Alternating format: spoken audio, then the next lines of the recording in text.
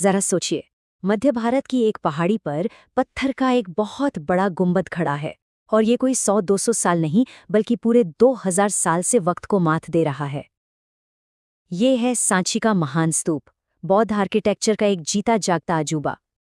पर जानते हैं, इंसानी इतिहास का ये खजाना हमेशा के लिए लगभग खो ही गया था। तो सवाल ये है कि इसे बचाया कैसे गया। देखिए, ये कहानी सिर्फ पत्थर और नक्काशी की नहीं है। ये कहानी है कुछ लोगों की समझदारी और दूर की सोच की, जिसने इतिहास को बदलने से बचा लिया। तो चलिए शुरू करते हैं। कहानी की शुरुआत होती है सांची की मॉडर्न खोज से और उन खतरों से जो इसे लगभग खत्म ही करने वाले थे। साल था 1818, जब सांची को फिर से खोजा गया और बस पूरी दुनिया की नजरें इस पर टिक गईं। जल्दी ना एक होड़ सी मच गई। फ्रांसीसी, अंग्रेज दोनों चाहते थे कि इसका सबसे खूबसूरत पूर्वी दरवाजा वो अपने देश ले जाएं, अपने म्यूजियम में सजाएं। लेकिन तभी कहानी में एक ट्विस्ट आता है। भोपाल की शासकों शाहजहां बेगम और उनके बाद सुल्तान जहां बेगम ने एक ऐसा फैसला लिया जिसने सब कुछ बचा लिया। उन्होंने साफ मना कर दिया, और सिर्फ मना ही नहीं किया बल्कि इसकी हिफाजत के लिए पैसा भी दिया। तो नतीजा क्या हुआ?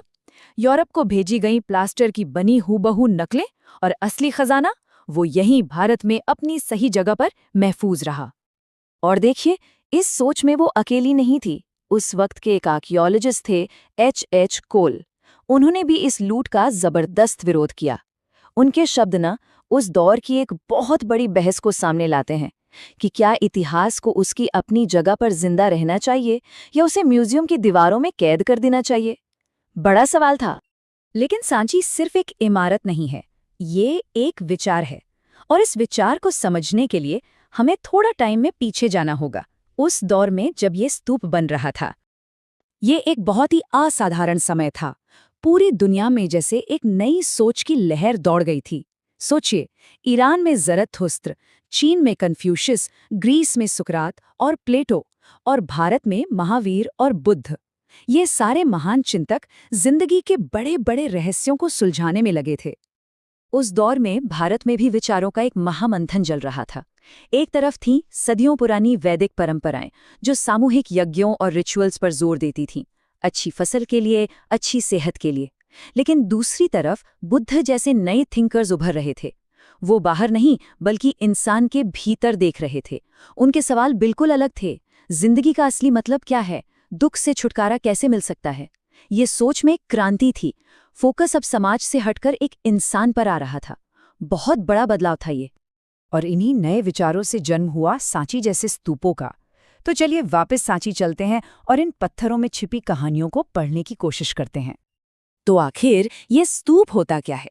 देखिए, संस्कृत में इसका बड़ा सीधा सा मतलब है ढेर या टीला। शुरुआत में ये बुद्ध या किसी और पवित्र इंसान के अवशेषों पर बनाया गया एक स्मारक होता था। लेकिन धीरे धीरे ये सिर्फ एक स्मारक नहीं रहा, बल्कि ये खुद बौद्ध धर्म का एक बहुत पावरफुल सिंबल बन गया। और एक बात सांची को बहुत खास बनाती है, वो ये कि इसे किसी एक राजा ने नहीं बनवाया था। नहीं, ये एक कम्युनिटी प्रोजेक्ट था। इसमें पैसा समाज के हर तबके से आया, राजाओं से लेकर व्यापारियों तक, भिक्षुओं से लेकर आम लोगों तक। एक जगह तो लिखा मिलता है कि हाथी दांत का काम करने वाले कारीगरों ने मिलकर एक पूरा का पूरा दरवाजा बनवाया था। ये दिखाता है कि लोगों का विश्वास कितना गहरा था। अब बात करते हैं सांची के गेटवे की, जिन्हें तोरण कहते हैं।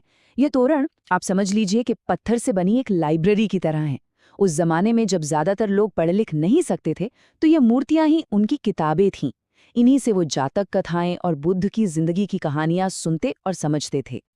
एक और बड़ी दिलचस्प बात है, आप देखेंगे कि शुरुआती कला में बुद्ध को इंसान के रूप में नहीं दिखाया गया है। उनकी मौजूदगी को सिंबल्स यानी प्रतीकों से दर्शाया गया है। जैसे एक खाली सिंहासन, ये उनके ज्ञान का प्रतीक है। एक पहिया, ये उनके पहले उपदेश का प्रतीक है। और खुद ये स्तूप की बनावट, ये उनके महापरिनिर्वाण यानी जन्म मरण के चक्र से मुक्ति का प्रतीक है। ये सिर्फ आर्ट नहीं था, ये सिंबल्स की एक पूरी भाषा थी, जो बिना चेहरा दिखाए ही सब कुछ कह देती थी। सांची का बचना कितना बड़ा चमत्कार था, ये समझने के लिए हमें एक और स्तूप की कहानी जाननी होगी। एक ऐसी कहानी जिसका अंत बहुत ही दुखद हुआ। ये कहानी है अमरावती के स्तूप की। एक ऐसा स्तूप जो कभी सांची जितना ही या शायद उससे भी ज्यादा भव्य और शानदार हुआ करता था। दोनों की कहानी में बस कुछ सालों और कुछ 100 किलोमीटर का ही फासला था, लेकिन अंजाम में जमीन आसमान का फर्क था। देखिए, सांची 1818 में मिला और भोपाल की बेगमों की दूर की सोच ने उसे बचा लिया। लेकिन अमरावती की किस्मत शायद खराब थी, उसे थोड़ा पहले खोजा गया था और उस वक्त किसी को इन चीजों को सहेजने की अहमियत नहीं पता थी। नतीजा, उसके कीमती पत्थरों को दूसरी बिल्डिंग्स बनाने में इस्तेमाल कर लिया गया और जो मूर्तियां बची उन्हें दुनिया भर के म्यूजियम्स में भेज दिया गया।